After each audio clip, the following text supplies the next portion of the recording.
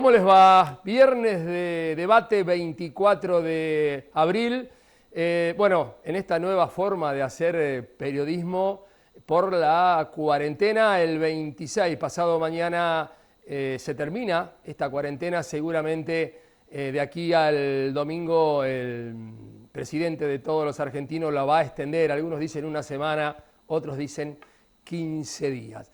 Es un gusto, siempre digo lo mismo, saludar a Jorge Pautazo. Él está en Australia, en Newcastle, hace mucho, mucho tiempo. Rafaelino, él, hijo de Zenén Pautazo. ¿Quién no ha conocido a Zenén Pautazo? Su madre me enseñó a bailar el vals antes que me casara porque no lo sabía hacer. Jorge, a la distancia, ¿cómo andás? Muy bien, muy bien, muy bien. Gracias por recordar a mis padres. No, al contrario, es un recuerdo. Vos sabés que tus viejos vivían al lado de mi suegra, Sí, de Lidia, así que hay una relación muy estrecha entre todos ustedes, con ella, con mi señora, con Estela. Hay mucha vida de por amistad supuesto. y de travesuras en el barrio. Jorge, ¿cuánto tiempo hace que te fuiste para esos lugares que uno a veces envidia? Hace justo 28 años, cumplimos 28 años hace 10 días, aquí. Sí, Bueno, bastante. ¿cómo? A ver, primer pregunta, ¿cuál había sido tu decisión de irte allá en un lugar donde estamos tan lejos y que cuando uno ve la información, la forma de vida, cómo proceden en la generalidad de las cosas, uno a veces tiene envidia? ¿Por qué esa decisión de irte?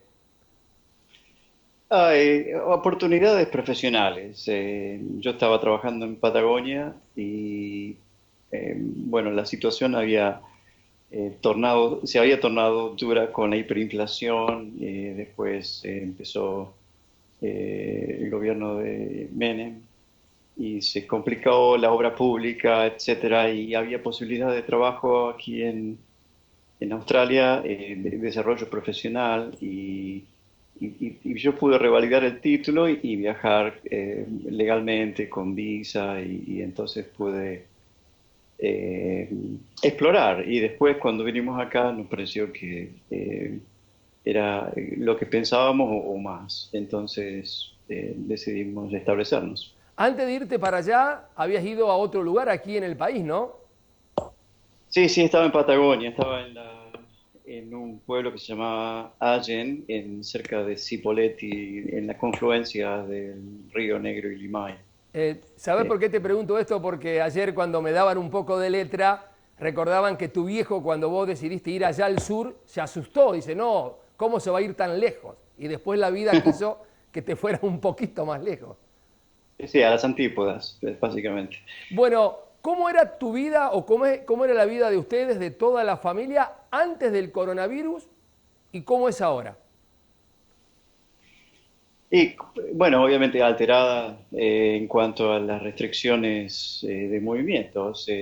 La vida antes era como la de todos, nos movíamos con libertad, íbamos a trabajar, viajábamos, íbamos a la playa, qué sé yo, a todas las cosas que uno se puede hacer por acá. Pero eh, hoy por hoy, yo hace 2 meses que no salgo de mi casa, trabajo desde acá.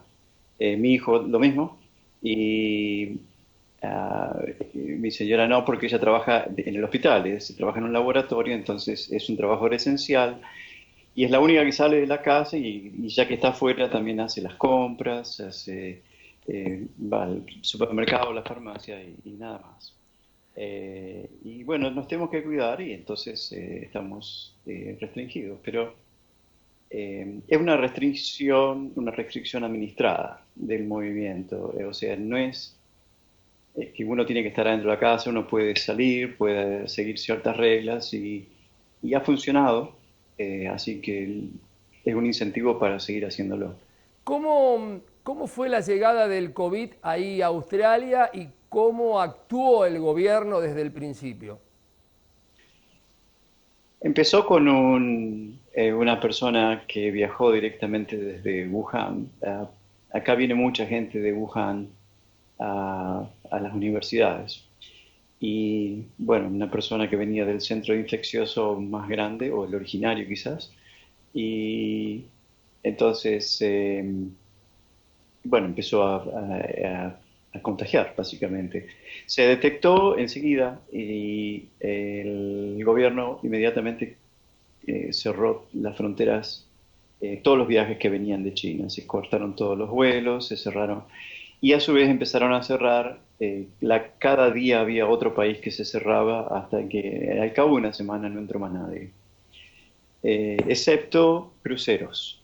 El problema de los cruceros, todavía recién esta semana se terminó de ir al último.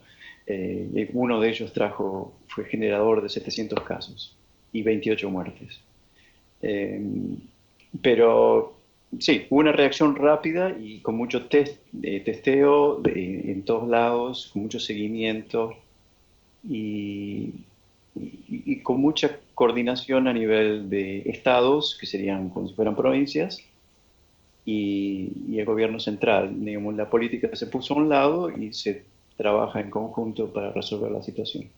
Jorge, hablando de casos y de fallecidos, ¿cuántos tienen hoy?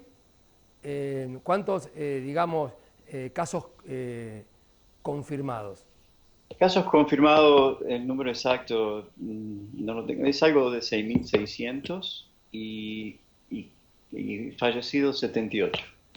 Hay lugares más complicados que otros? Por ejemplo, donde estás vos, Sí. Sydney, Melbourne.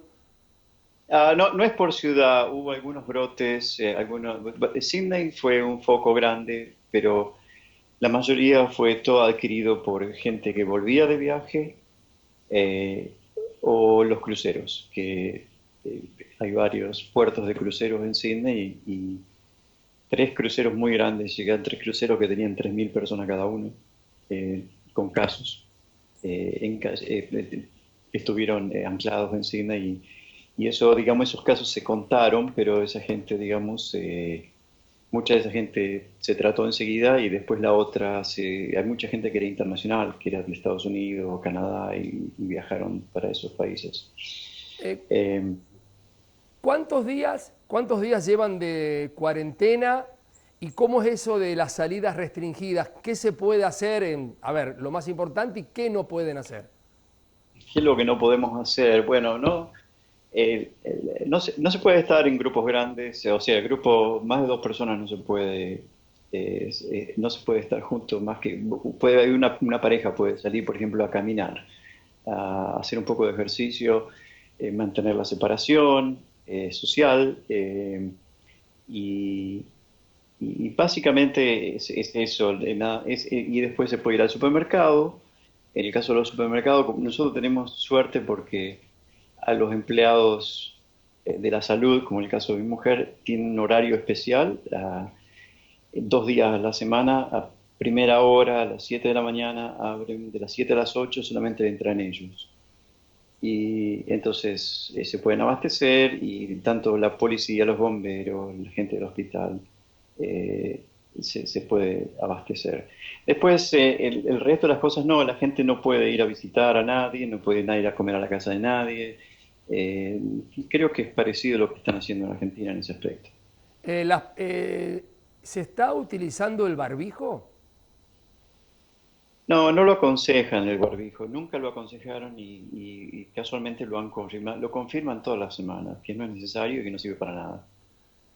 ¿Cómo es la actitud de las autoridades con los abuelos mayores? Acá se está haciendo mucha hincapié, inclusive en Buenos Aires, en Cava hubo una resolución muy cuestionada por el jefe porteño, donde los abuelos mayores de 70 años tienen que pedir permiso para salir.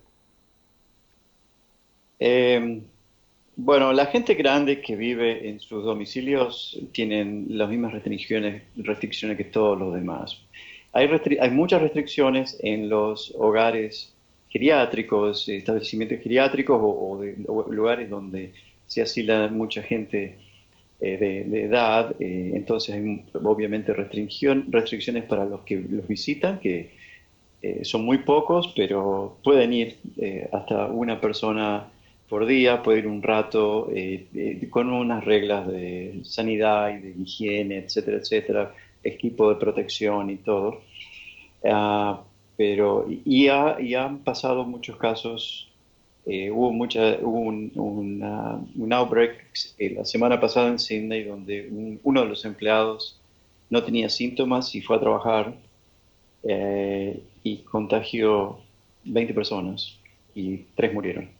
Eh, o sea, es muy delicado, muy traicionero el virus este y se tienen muchos cuidados, pero falla a veces, no siempre es previsible.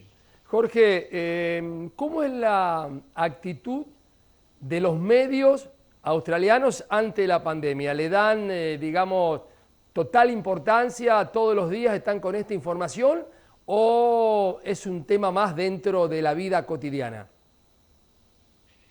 No, no, está al centro, adelante. No se habla prácticamente de otra cosa. Las dos crisis que hay, obviamente, es una crisis sanitaria y una crisis económica. Entonces, la crisis económica también se habla, pero más enfocada desde el punto de vista de qué se puede hacer para ayudar a ciertos sectores de la sociedad. Pero es el tema central, casi excluyente. Bueno, la última, Jorge, acá justamente está, ¿no? La salud es lo más importante, nosotros tenemos más de un mes de cuarentena, seguramente la van a extender, pero claro, está la parte económica, donde hay muchos sectores que todavía hoy no han podido volver al trabajo, independiente, autónomos, monotributistas, de a poquito se va ampliando. Eso en una economía como la nuestra es muy complicada y tiene muchos perjuicios. La última consulta, ¿cómo está hoy la economía de Australia ante este tema?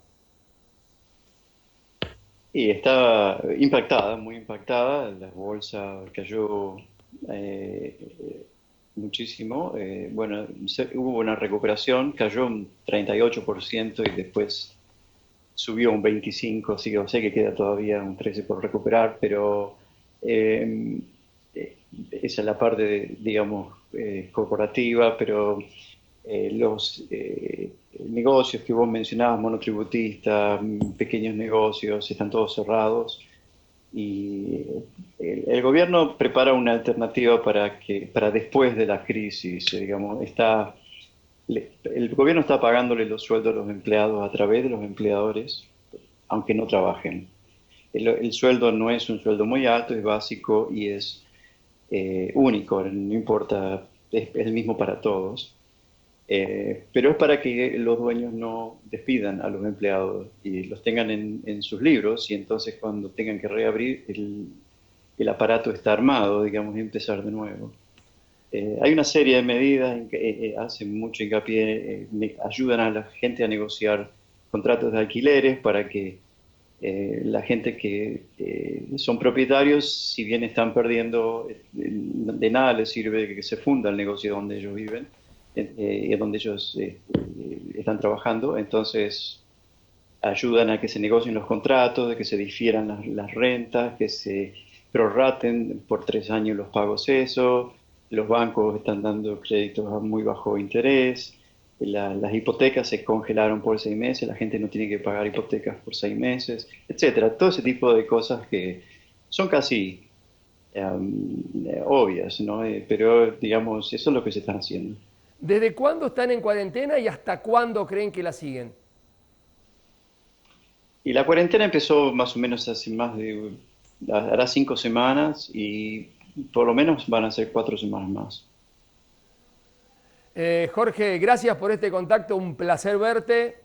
Seguramente lo que están viendo van a algunas lágrimas y muchos recuerdos, ¿no? de tu vida ahí Sí, en calle San Lorenzo, Eduardo Oliver, 26 de enero.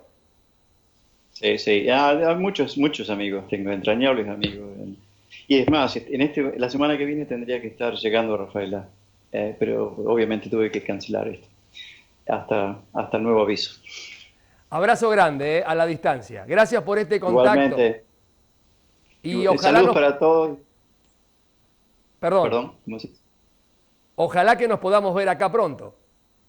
Por supuesto, sería bárbaro. No, sería una buena oportunidad. Chao, La Jorge, próxima vez. gracias.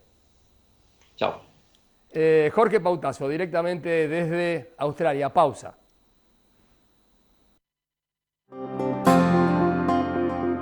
Auspician Debate, La Opinión, el diario de Rafaela. Letreros Errezul. Municipalidad de Rafaela. Tupambaé. Máximo Hombres. Imprenta Rafaela. Tarc Informática. Estudio Manero Steinaker. Clínica Nacer. Camuso Fotografía. Banco de Santa Fe. Centro Asistencial Medicina Privada. Manacero Internacional. Encontranos en Tucumán 973 Rafaela. Pedí turno al 570-444. Comedor El Tato, el rey de la mamona. Mesa de fiambres, variedad en platos calientes, parrillada, pollo. La mejor calidad y atención. Comidas para llevar, cumpleaños, aniversarios. Y no te olvides, los miércoles, día de pescado. Comedor El Tato en sus 3 direcciones.